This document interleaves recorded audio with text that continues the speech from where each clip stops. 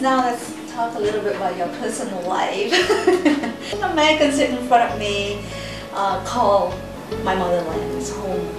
Can you tell us about how you came to this country and decide to stay and decide to make this your home? Sure.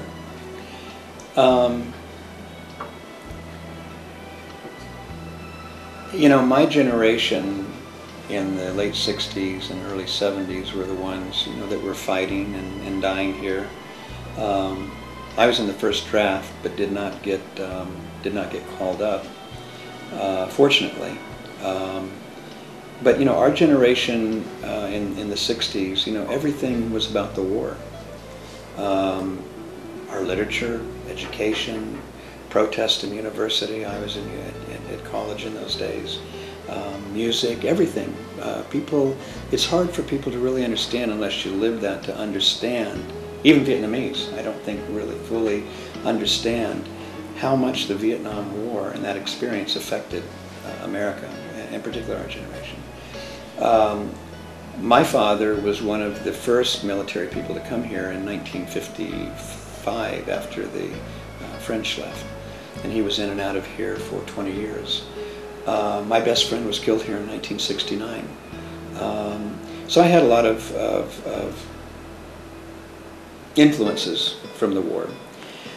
That said, you know, Vietnam, again, I wasn't a veteran. Maybe that's good in some ways, that I wasn't driven by the horrific experiences that many people had during the war here on both sides. But while I was living in Europe in the late 80s, I had the good fortune to meet some Vietnamese officials. And I was fascinated by what was going on, the whole thing of the Do Moi policy, where they were opening up and trying to change to more of a market economy. I'm not a communist. My politics are you know, fairly conservative. I'm a true blue American. But I thought, geez, this is really quite remarkable that this country is, you know, where it's headed. When I started doing some research, though, I was really surprised by the depth of the wall, if you will, sort of like an iron curtain between America and Vietnam at that time. But anyway, I came over here in late '89 just to look around and see what opportunities there might be. I quickly learned that it was very, very difficult to come here, even from my government standpoint. Again, I was a law-abiding citizen, so I couldn't invest, I couldn't do business. I had to be very careful on the amount of money I spent. But I was so touched by it, I decided in those early years to stay and see what I could do from some humanitarian projects. And these were very modest things, but I was able to import pharmaceuticals for children and incubators for babies. And there was a big famine in the north of Vietnam in 1991 that a lot of people weren't aware of, a lot of Vietnamese aren't, that I was able to help get rice into.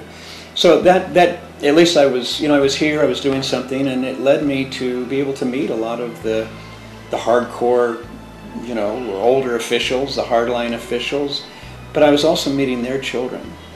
And that had a big influence on me because they were just like me. You know, we were all about the same age, or a lot of them were younger.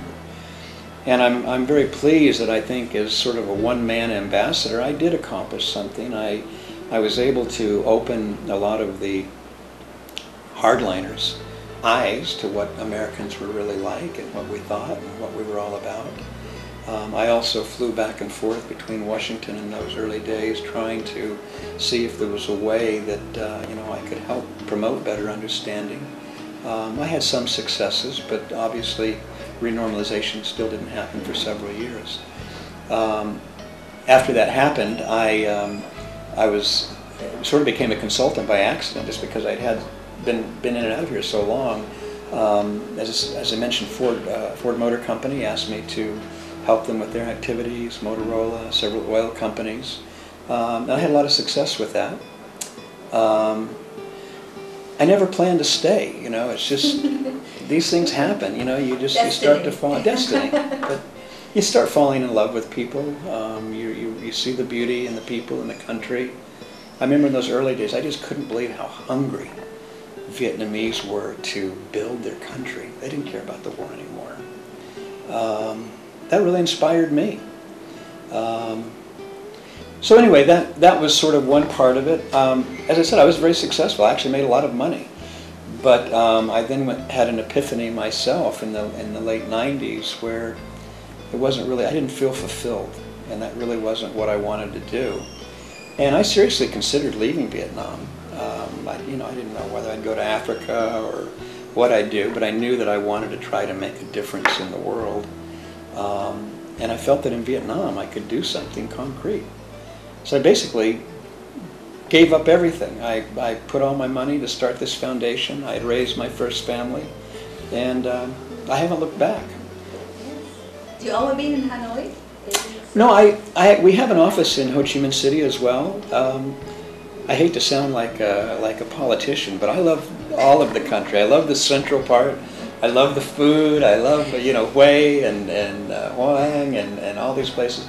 But no, so I've traveled the country, but yeah, basically Hanoi has been my home. I don't know why. There's just it's a beautiful city, a little bit more conservative. Ho Chi Minh City is a little bit more like New York or LA, so I enjoy getting down there as often as I can. But Hanoi's home.